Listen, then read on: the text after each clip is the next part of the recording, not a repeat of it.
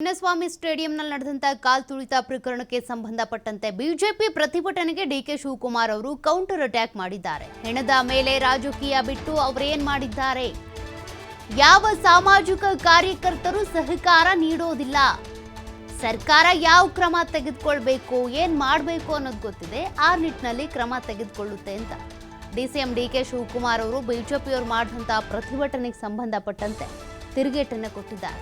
ಬಿಜೆಪಿಯವರು ಹೆಣದ ಮೇಲೆ ರಾಜಕೀಯ ಮಾಡೋದು ಬಿಟ್ರೆ ಇನ್ನೇನು ಗೊತ್ತಿದೆ? ನಾವು ಅವರ ಬಳಿ ಅನೇಕ ಪ್ರಕರಣಗಳನ್ನ ಕೇಳ್ತೀವಿ, ಅದ್ರ ಬಗ್ಗೆ ಅವರು ಉತ್ತರ ಕೊಡ್ತಾರಾ? ಗಂಗಾಧರ ಪ್ರಕರಣದ ಬಗ್ಗೆ ನಾವು ಕೇಳ್ತೀವಿ, ಉತ್ತರ ಕೊಡ್ಲಿ ನೋಡೋಣ ಅಂತ ಬೆಂಗಳೂರಿನಲ್ಲಿ ಡಿಸಿಎಂ ಡಿಕೆ ಶಿವಕುಮಾರ್ ಅವರು ವಾಗ್ದಾಳಿ ನಡೆಸಿದ್ದಾರೆ.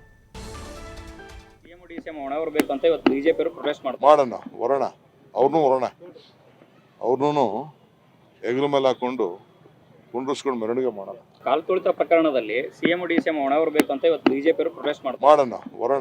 ಅವ್ರನ್ನೂ ಹೆಗಲ ಮೇಲೆ ಹಾಕೊಂಡು ಕುಂಡ್ರಿಸ್ಕೊಂಡು ಮೆರವಣಿಗೆ ಮಾಡೋಣ. ಕಾಲ್ ತುಳಿತ ಪ್ರಕರಣದಲ್ಲಿ ಸಿಎಂ ಡಿಸಿಎಂ ಹೊಣೆ ಹೊರಬೇಕು ಅಂತ ಇವತ್ತು ಬಿಜೆಪಿ ಪ್ರೊಟೆಸ್ಟ್ ಮಾಡೋಣ. ಅವ್ರನ್ನೂ